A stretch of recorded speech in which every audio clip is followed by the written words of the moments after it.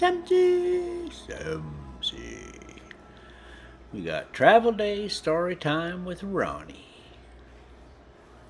Today's story, Arabian Nights. Chapter 1, The Tale of Shahrazad. Ooh, I like that, Shahrazad. That might even be right. The trip today, we're heading up to Arizona 260 East up the Mogollon Rim. And we're going to start at the Paleo Site Monument Archaeological Site. It's pretty much the last, the bottom of the last push up to get up on top of the rim up there. Start 5,000 feet, which is 5,500 feet, I guess. And we'll end up about 7,500 feet. And, so we'll switch back and forth to our front and rear views and enjoy the trip. Let's get started on this story. In tide of yore, and in time long gone before, there was a king of kings of the Banu Sassan in the islands of India and China. There was a lord of armies and guards and servants and dependents. He left only 2 sons, one in his prime of manhood and the other yet a youth, while both were knights and braves, albeit the elder was a doughtier horseman than the younger. I'm just taking a look at that trip there. Oh yeah, jumped in front of you, didn't I? Not quite, but yeah. Alright, oh yeah, we're just gonna buzz up on there. That's where we're going, right off on there. And there's some interesting stuff along the way here. I'll see if I can set myself a reminder to pay closer attention to what's going on here. Yeah, we'll pop in that a couple other views there every now and again, and you can hear the sound of the engine a little better. This here, you just hear the popping and cracking and stuff of all the plastic that's up there, you know. All right, so let's get back to this story. Okay, so the older brother was a doughtier horseman than the younger. Not sure what makes him that. It doesn't say. So here we go. So he succeeded to the old. So he was a doughtier horseman, so he got to rule the whole show. That's all it takes, apparently. So he succeeded to the empire, wherein he ruled the land and forded over his lieges with justice so exemplary that he was beloved by all the peoples of his capital and of his kingdom. His name was King Shahryar, and he made his younger brother Shah Zaman King of Samarkand in Barbarian land. So it was like, yeah, it was nice. Well, you see that trailer go by there? He passes me a few times. There's one that just looks exactly just like it, that has no damn wheels on it at all, no tires on it at all. So yeah, we'll see that guy again. Okay, so the younger brother, he was we got to get rid of you, so we'll make you a king, but we'll send you over to the barbarian land. That's essentially it. Seems like that's probably what's happening here. You see that rear view? Man, that little scooter, he's jumping around and wiggling around back there. That road is kind of rough. And, you know, I swear when some of the peoples was coming up on me, they're like, I want you, that thing might just fall off. And they, you know, so when you think something's going to fall off of another vehicle, you sit there, you know, like get real close, so that if it does fall off, you definitely got no chance to avoid it. That's the best thing to do. Or is that right? I'm not too sure. What the heck? Eh? All right. Where were we? Okay. Yep. He sent the younger brother to be a barbarian king. Okay, so here we go. These two ceased not to abide in their several realms, and the law was ever carried out in their dominions, and each ruled his own kingdom with equity and fair dealings to his subjects, in extreme solace and enjoyment, and this condition continually endured for a score of years. But at the end of the 20th 12th month, the elder king yearned for a sight of his younger brother and felt that he must look upon him once more. So he took counsel with his wazir about visiting him. But the minister, check this out. Okay, now I happen to have a van that has that very same drivetrain in it, and if I'm going that speed up that hill, that thing's like in fourth gear screaming, third gear screaming like a mow. So, wow, that's all I got to say there. You go, Winnebago. Okay, so we're not getting too far in the story, but I'm liking it. Okay, the 20th 12th month. And he said, I have to look upon him once more. So he took counsel with his wazir about visiting him.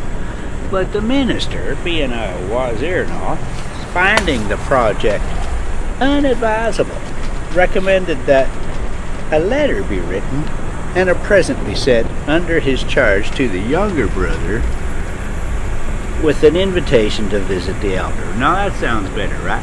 You like 20 years, you haven't seen this guy, and all of a sudden you're like, hey buddy, I need you to come over here. I need to see your face one more time. I don't know about that. All right, here we go, Tom. Now I'm going to move over here because I can see the flashing lights already. And it almost looks, because I can see the damage to the road here already, like I think he got pulled over. Because, damn, check that out. Where are your tires? By the looks of the scars on the road, I think he was pulling it like that and actually got pulled over instead of, I was on the side of the road and the cop stopped to give me some help kind of thing. So, yeah. Wonder what that was all about. Alright, let's get back to this. The wazir said, you know what, you shouldn't just jump on a guy like that. You should send him a note with some presents, and then he won't be all suspicious because, you did send him out to the barbarian lands here. So let's, be sure. Having accepted advice, the king forthwith bade prepare handsome gifts, such as horses with saddles of gem-encrusted gold, Mamelukes, or white slaves, beautiful handmaidens, high-breasted virgins. They don't have to be, they're not exclusive. The one can be the other. And splendid stuffs, and costly. He then wrote, see, are you hearing that sound? Okay, that's that two-stage clutch fan kicking in. And I left the audio, the raw audio from that rear camera so that we could get some of that noise. Otherwise, up front on the diesel pusher, you just don't hear nothing but, some creeping and cracking every once and again. But on the rough roads, that's all you get. See, there we go. There's that copper. So either didn't find anybody at that truck and trailer, or they was all good to go and had like 4 spare tires on the way. Doubtful. Okay. So we got some Mamelukes. I'm not sure how to say that, but I know what the heck it is now. I didn't know until I read this story. It's an interesting little twist there, though, isn't it? All right. He then wrote a letter to Shah Zaman, expressing his warm love and a great wish to see him, ending with these words: we therefore hope of the favor and affection of the beloved brother that we will condescend to bestir himself and turn his face us wards. So come on, man. It's been 20 years. I'm giving you some virgins, some white slaves. I want you to come on over here and let's talk it up. Furthermore, we have sent our wazir to make all ordnance for the march, and our one and only desire is to see thee ere we die. But if thou delay, or disappoint us, we shall not survive the blow. Wherewith peace upon thee. So no pressure or nothing, but if you choose not to show up, oh, I'm gonna roll around in the dirt. It's gonna be bad. Then, here we go. King Shahryar, having sealed the missive and given it to the wazir with the offerings aforementioned, commanded him to shorten his skirts and strain his strength and make all expedition in going and returning. So don't waste another second. Get out of my face. Get that shit together and get going. There it is. Hearkening and obedience, quoth the minister, who fell to making ready without stay. See, that guy knows what's happening. That's a wazir that you want to have around. All right? Without stay, packed up his loads and prepared all his... Man, it was like right there. It's like, you're going to go, yeah, I'm on my way out the door. Without delay. This occupied him 3 days. Okay, it took him 3 days. But everything takes 3 days, apparently. And on the dawn of the 4th, he took leave of his king and marched right away, over the desert and hill way, stony waste and pleasant lea, without halting by day or night. So it's like, that's it. I'm heading out. Gone. I'm just taking a look there. What do we? I don't know what we're dealing with, but we're going uphill and that kind of thing.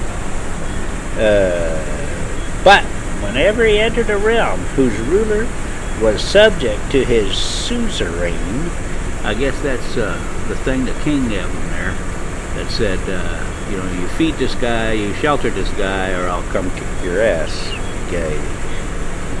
Where he was greeted with magnificent gifts of gold and silver and all manner of presents fair and rare. He would tarry there for 3 days. See, I told you, everything takes 3 days. See, now there's that camper again. Okay, he's already pulled over. Like, you wouldn't have to go 80 miles an hour if you had a bladder bigger than a... And here we go. So he would tarry there 3 days, the term of the guest ride. So it's right.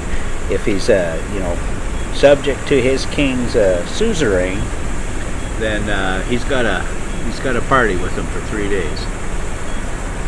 And as you well should. And when he left on the 4th day, he would be honorably escorted for a whole day's march. Like, don't come back. You just ate, and you were just like treated like a king for 3 days. Man, we don't want you coming back. I want to make sure you leave. Get. As soon as the wazir drew near Shah Zaman's court in Samarkand, he dispatched to report his arrival one of his high officials, who presented himself before the king and, kissing ground between his hands, delivered his message. Oh, I know. See, remember that camper I told you that we... There he is back there. He's already stomping on it, coming up the hill. Kissing the ground between his hands, delivering his message. Hereupon the king commanded sundry of his grandees and lords and of the realm to fare forth and meet his brother's wazir at the distance of a full day's journey. When they did, greeting him respectfully and wishing him all prosperity, and forming an escort and a procession. Yep, there he goes again. Boom. Looks like a jacked up 4x4. Nah, I think I'm passing my... No, I'm almost at the top of the hill here. This is the last big push. This is the one that... this is the one where you end up getting a little hot if you're pushing it a little too hard. There can be just an odd breeze that it's blowing and it's hot, and everything just works together to make things real hot.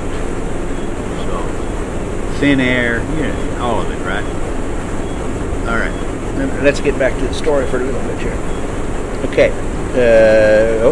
Hearken 3 days. Oh, kissing the ground. Yeah. Oh, yeah, we're forming an escort a day ahead.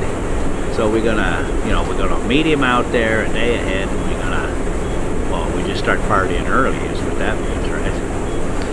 When he entered the city, he proceeded straight away to the palace, where he presented himself in the royal presence, and after kissing the ground and praying for his king's health and happiness, and for victory over all his enemies, he informed him that his brother was yearning to see him, and prayed for the pleasure of a visit. He then delivered the letter which Shah Zaman took from his hand and read it. It contained sundry hints and allusions which required thought, but when the king had fully comprehended its import, he said, "I hear and obey the commands of the beloved brother." Adding to the wizard, "But we will not march till after a third day's hospitality," again with the 3 days, right? He appointed for the ministers fitting quarters of the palace, and pitching tents for the troops, rationed them with whatever they might require of meat and drink and other necessities. Oh yeah, we're getting near the top of this thing right now. There's a big old truck that kind of stalls out my momentum, and then I gotta go around them, so I have to throw my foot into it, so it starts to bring up the engine temperature pretty quick.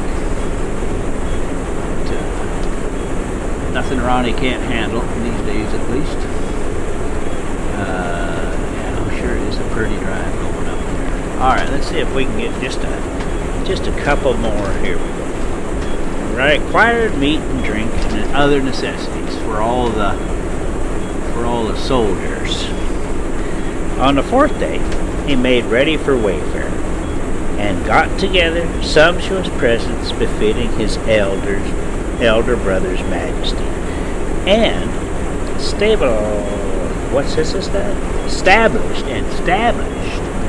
That's actually the word. I'm not just goofing around. And established his chief wazir viceroy of the land during his absence. Well, that makes sense, you know. Guy can fall off a horse and end up in nowhere. Who knows what kind of health care they got. So you got to have somebody in charge.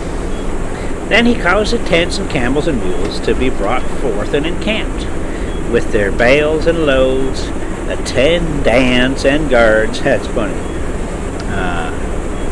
Attendants is spelled with 2 words. It's attendants. I'm pretty sure that's going to be a misprint. And guards within sight of the city, in readiness to set out. See, like I got to start slowing down already because there's somebody hanging out in the left lane beside me here. Again, watching, to see if the scooter could drop off and maybe drop right underneath them. So here we go. Here I stick my foot back in it, and I'll have to, accelerate from probably 30 mile an hour there up to 55 here, going up this little hill. And the heat gets to it really fast, Well, this is the end. There's a ranger station right up here. Well, I'll have to get back to this story here. I know where we're at, so that he's just getting ready to head out there, talk to his brother, Samsy. Oh boy, there's Big Rosie. Oh, that makes me feel good right there.